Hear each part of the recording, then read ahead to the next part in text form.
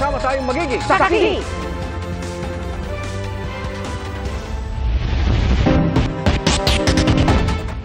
Igan bago sa saksi. Sa kasagsagan ng malakas na ulan, tumagilid ang ilang poste ng kuryente sa San Jose del Monte, Bulacan. Nawalan tuloy ng kuryente ang ilang bahay roon. At saksila, si EJ Gomez. EJ? Igan, Pia, kita mula rito sa kinatatayuan ko ang 3 poste na tumagilid dito sa Skyline Road, Barangay Santo Cristo, San Jose del Monte, Bulacan. Ayon sa mga residente, halos mag-aalas 5 ng hapon kanina, unti-unting tumagilid ang mga poste ng kuryente dahil sa malakas na ulan. Nervyos at takot daw ang naramdaman ng mga residente ng Barangay Santo Cristo sa San Jose del Monte, Bulacan, nang bigla na lang tumagilid ang mga poste ng kuryente sa kanilang lugar. Poste ng Meralco yung mabubuwal sa kabahayan. Siyempre natakot kami, baka meron pa siyang power. Kaya siyempre takot din kami. First time na nangyari. Sa takot ko, inano ko yung mga anak ko, pamilya ko, sinafety ko muna. Nasa 5 bahay ang ngayon nasa danger zone o yung mga direktang tatamaan kung sakaling tuluyang tumumba ang mga poste ng kuryente. Ayon sa lokal na pamahalaan, paglambot ng lupa dulot ng malakas na ulan kaninang hapon ang pangunahing rason ng pagtagilid ng mga poste ng kuryente.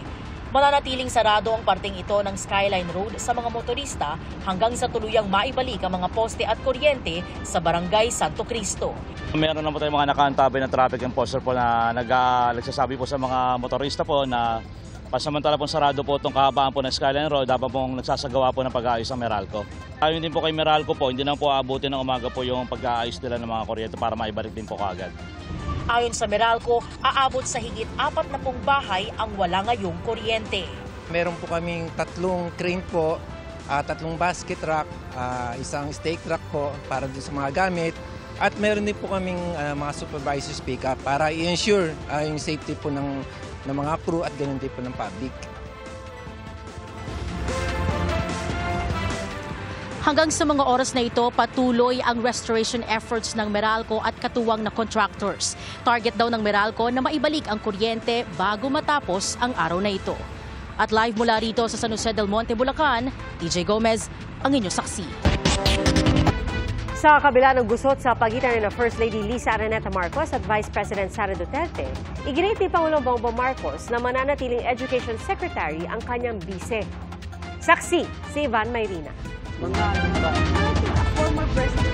Ang mga sentimiento ni First Lady Liza Marcos laban kay Vice President at Education Secretary Sara Duterte. Nasundan ng mga panawagang magbitiw na siya sa cabinet o palitan sa DepEd. Pero sabi ng Pangulo, mananatiling Education Secretary ang bise. Any of the cabinet secretaries will be replaced pag hindi nila ginagawa yung trabaho nila. Hindi na kaya, nagkasakit, sabihin mo na, di papalitan ka namin. O hindi talaga marunong, o corrupt, di ba? Tatanggalin ka talaga namin. Hindi naman ganun si Inday. Pakiramdam ng Pangulo'y swerte siya sa pagkakaroon ng anyay protective na asawa. Bagay na maintindihan anya ng bise. She understands, as I said, as a wife herself, she understands the sentiments of the First Lady. Ang First Lady, hindi siya sa politika yun . Hindi siya galing sa political family. Kaya siguro, she still has to learn na magpalampas ng konti ng mga ibang masasakit at may init at baanghang sa salita. Tiwala ang Pangulo na mapaplansya pa ang gusto ng dalawa sa kabila ng pagsabi ng First Lady na puwera na lang kung mag-sorry ay bad shot na talaga si VP Sara sa kanya. Mag-uusap kami ni VP Sara tungkol dyan para huwag na masyadong dibdibin at yung hindi naman siya ang mga nagsabi tungkol sa kung ano-ano. Kaya madali naman siguro madali naman siguro plansahin lahat itong naging issue. Para sa GMA Integrated News, Ivan Mayrina, ang inyo, saksi. Nadagdagan pa ang mga lugar na nagdeklara ng state of calamity dahil sa epekto ng El Nino. Isang buwan nang nasa ilalim ito ang Occidental Mindoro na personal na hinatiran ng tulong ni Pangulong Bongbong Marcos. Nagbabalik ang saksing si Ivan Mayrina. Natutuyo na hagdan-hagdang taniman ng gulay sa Mount Santo Tomas sa Tuba, Benguet. Pati mga imbaka ng tubig, natutuyo na rin. Para hindi masira ang mga pananim, nag-aangkat na sila ng tubig sa Baguio kada linggo sa halagang 3,000 pesos para sa 30 drum ng tubig. Paghahatian ito ng 200 magsasaka sa lugar. Kulang yung supply ng tubig namin kasi maraming gumagamit ng tubig kaya ngayong summer kaya kulang na kulang. Ayon sa lokal na pamahalaan ng Benguet, patuloy ang kanilang cloud seeding operations. Apektado na rin ang matinding init ang 4 hektaryang taniman ng kamatis sa Cebu City. Ang dating kasing laki ng kamao na bunga, parang hole na lang daw ngayon. Dahil hindi napasok sa business standard, mahihirapan daw itong ibenta ng mga magsasaka. Kaya para hindi masayang, ipinamigay nila ang aabot sa 50,000 kilos sa kamatis. Sa tindi ng epekto ng El Nino, nadaragdagan ng mga nagdedeklara ng state of calamity, kabilang ang Maguindanao del Sur, na aabot na raw sa mahigit 300 million pesos ang naitatalang danyo sa mga pananim. Ang Occidental Mindoro, isang buwan nang nasa ilalim ng state of calamity. Bitak-bitak na ang mga lupa. Sa pagtaya ng pamahalang panlalawigan, halos 900 million ang pinsala ng El Nino sa agrikultura. Occidental Mindoro is one of the top producers of onion and palay, resulting to the damage of almost 300 million pesos in onions alone. For palay, the damage due to drought is estimated to more than 5%. Kami po ay isang agricultural province. Kapag dapa ang magsasaka, dapa po ang aming ekonomiya. Bakas ang tama ng El Nino sa Barangay Central, San Jose, Occidental Mindoro na pinuntahan ni Pangulong Bongbong Marcos. Pero maliit na bahagi lamang ito nang umaabot na sa 10,000 hektaryang napinsala. Nagdala ng tulong ang Pangulo kasama ang iba't ibang ahensya ng pamahalaan. Cash assistance mula sa DSWD, DOLE at TESDA. Mga pump at makina para sa irigasyon at mga traktora naman ang dala ng Department of Agriculture. Meron din mga bangka para sa mga mangingisda at mga freezer para imbakan ng mga huli nila. Sa ngayon, umaabot na raw sa mahigit 1 bilyong pisong kabuang pondong inilabas sila para sa pagtugon sa epekto ng El Nino. We need to conduct further assessment of the situation dahil nasa height pa tayo ng El Nino. We're hoping that by mid to end of May, may umulan. We are now crafting a rehabilitation and recovery plan to be financed under the Quick Response Fund. Isa pang problema ng mas nakararaming taga-Occidental Mindoro, ang mataas sa presyo ng kuryente na pumapalo sa mahigit 20 pesos per kilowatt-hour ang singil. Agarang solusyon ng Pangulo riyan, solar energy. Ang Department of Agriculture, sisimulan na rin daw ang paggamit ng solar energy para sa cold storage facilities at irigasyon sa lalawigan sa susunod na taon. Pero nais din ng Pangulo na i-connect ang Mindoro provinces sa grid. Ang long-term solution is yung submarine cable para makabit na sa grid. Dahil yun ang problema dito, hindi pa nakakabit sa grid. So naglalagay na tayo ng submarine cable para dito specifically for Mindoro. Para yung mga ibang lugar naman na sobra ang kanilang, meron silang excess capacity na tinatawag. Hindi nagagamit, sayang. So yun ang pwede natin paglipat-lipat kung saan ang pangangailangan. Mula sa San Jose, Occidental Mindoro, para sa GMA Integrated News, Ivan Mayrina ang inyong saksi. Buffer stocking o pag-iimbak ng supply ng ilang agriculture products ang nakikitang solusyon ng Department of Agriculture sa mataas na presyo ng bilihin. Problema naman ang tingin dito ng grupong Sinag. Saksi, si EJ Gomez. Isinusulong ng Department of Agriculture ang panukalang magkaroon ng buffer stock o imbak na supply ng ilang agriculture products para raw mapababa ang presyo ng bilihin at maging ang epekto ng inflation. Sa panahon daw kasi ng shortage at pagtaas ng presyo, ilalabas ang stocks para sa price stabilization. Inaalaw ang department to import, to buy sa local or sa foreign para magkaroon ng opportunity na kung mahal ang presyo sa merkado, kung kulang ang supply, ay magkaroon ng intervention sa department so long as may pondo na inallocate sa general appropriation. Ayon sa Department of Trade and Industry o DTI, ang buffer stocking ay isa ring mekanismo para maiwasan ang hoarding. Maganda yan kasi at least magiging deterrent siya dun sa mga hoarders natin. Alam ng mga hoarders that the government can intervene and meron tayong supply ng buffer stock. Sa ngayon, pinag-aaralan pa rin daw kung gaano karami kada commodity ang dapat naiimbak ng pamahalaan. Nakikipag-ugnayan na rin ang DA sa private sector para sa warehouses at cold storage facilities na paglalagyan ng supply. Base sa inisyal na binubuong Implementing Rules and Regulations o IRR, maximum of 10 days ang gagawing buffer stocking ng bigas, mais, sibuyas, karneng baboy at fertilizer. Problematic naman ang tingin ng Samahang Industriya ng Agrikultura o SINAG sa panukalang buffer stocking dahil sa idudulot nito sa local producers. May basic problem siya kasi ang lens ng DA is retail. Dapat ang lens ng DA is yung production, producer, farm gate price. Kung magbabuffer ka lang at mag-i-import ka, hindi mo rin tinulungan ng local producers. Ang tinulungan mo, importers. Ganyan din ang pangamba sa palengke. Sana raw pagtuunan na lang ang pagbaba ng presyo. Kung magbabuffer stocking, mas maapektuhan kami nagtitinda ng fresh kasi mas pipiliin ng mga namimili yung frozen kaysa sa aming fresh, di ba? Lalo na yung mga kantin.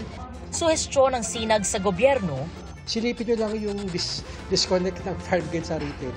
Masasolve natin yung mataas na presyo. Maayos mo lang yung paglabas sa bukid hanggang palengke. Malaki na maibababa ng presyo. Para sa GMA Integrated News, EJ Gomez, ang inyong saksi. Mahigit 100 Chinese militia vessels na mataan sa West Philippine Sea.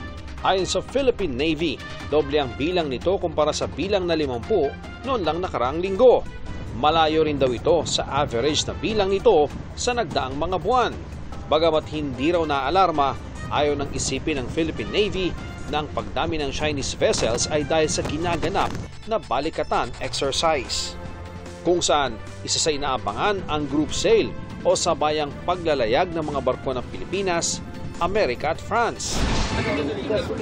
Operator ng parking lot sa NAIA na Philippine Skylanders International o PSI, sasagutin ng danyos ng 19 na sasakyang nasunog.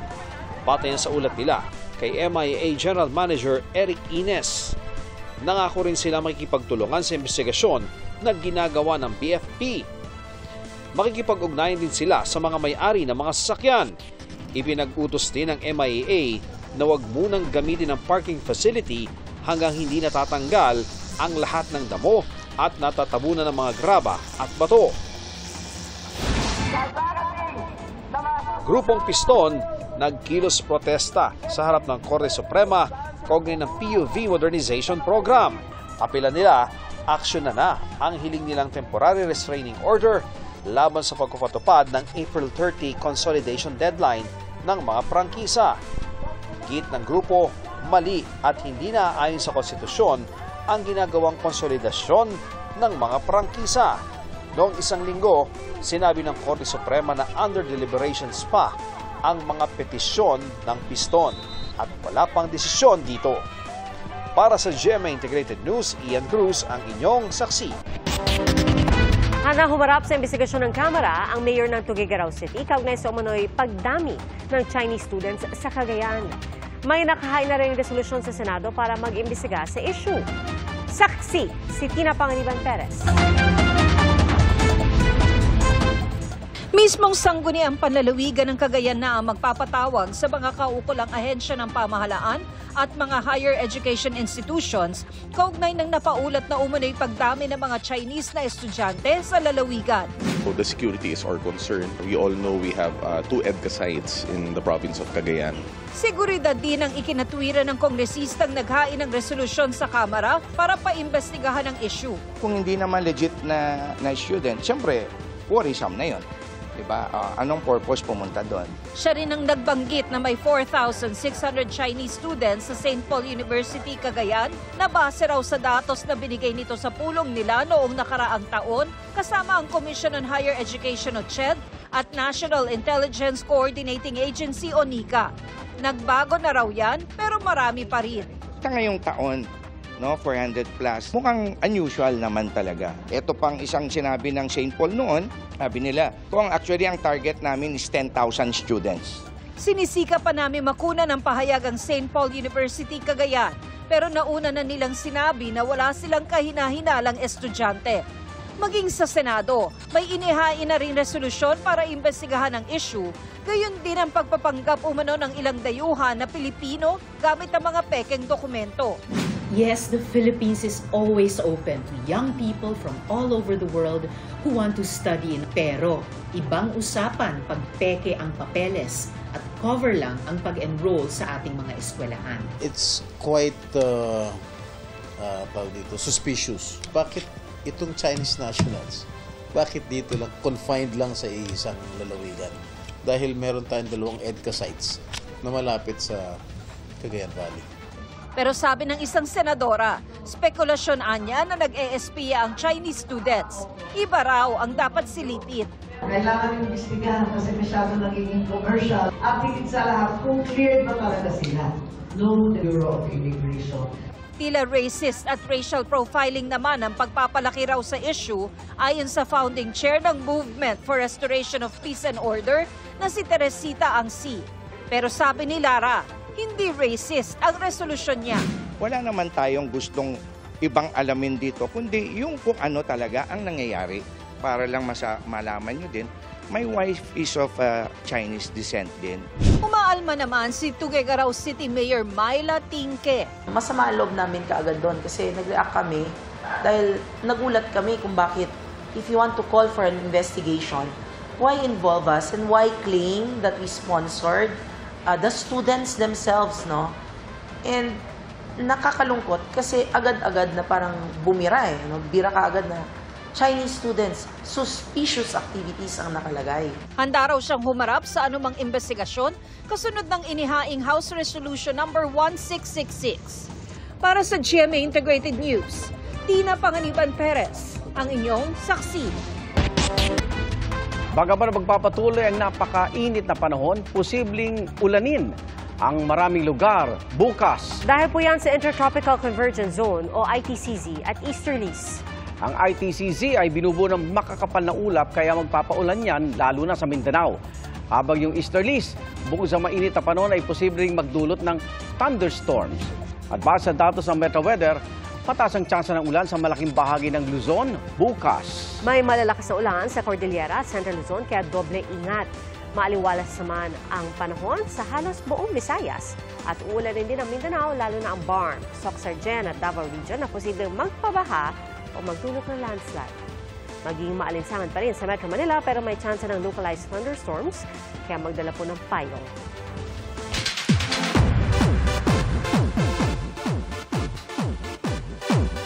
Looking forward na si Pulang Araw star David Licauco sa kanyang nalalapit na procedure para sa sleep apnea.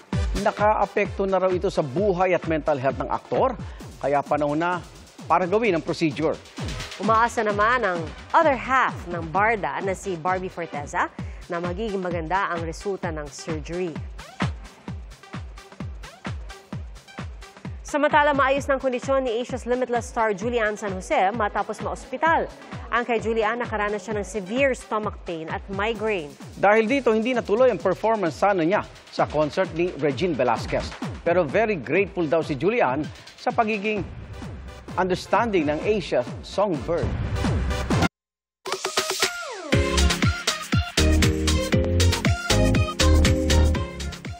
Pagtatampisaw sa kuweba at healthy eating ba ang trip ninyong getaway? Meron po niyan sa Bohol. Makapigil hingang view ng sunset naman ang isa sa atraksyon sa La Union. Narito ang biyaheng saksi ni Fe Marie Dumabok ng GMA Regional TV, Balitang Bisdak.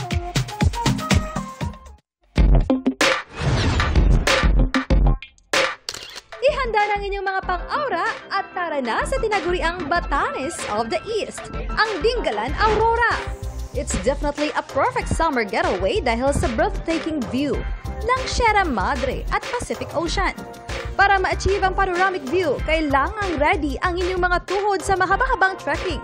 Ang Dingalan po ay para po siyang 3-in-1. Mayroon po kasing bundok sa Dingalan, mayroon pong dagat, pwede kayo mag-swimming, at mayroon din pong falls. Ayun na nga, magtampisaw sa kanilang crystal clear na tubig.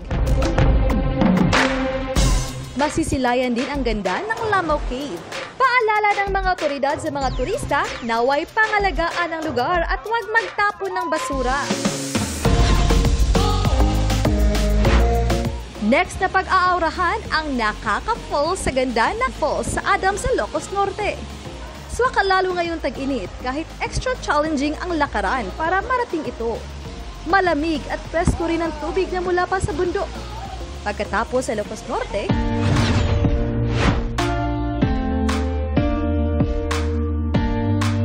see you in LU naman. Malapainting sa ganda ang sunset sa Imoki Island sa Balawan, La Union. Pwede ring maglibot habang nakasakay sa bangka.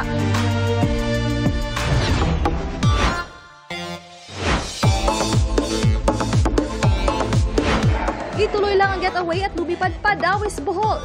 Sa halagang 50 pesos na entrance fee, makakapag-enjoy na sa hinagda ng cave.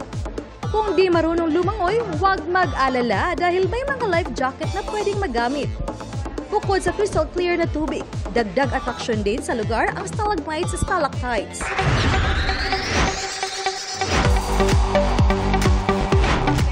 Kung healthy food trip ba ang hanap, tara naman sa Tagbilaran City.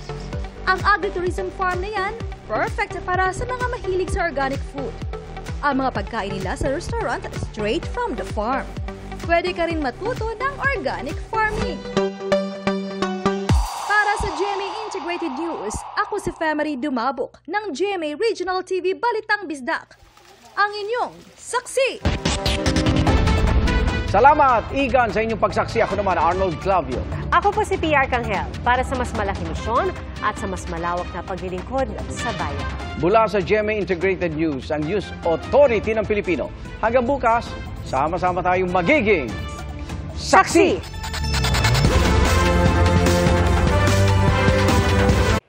Mga kapuso, sama-sama tayong maging saksi.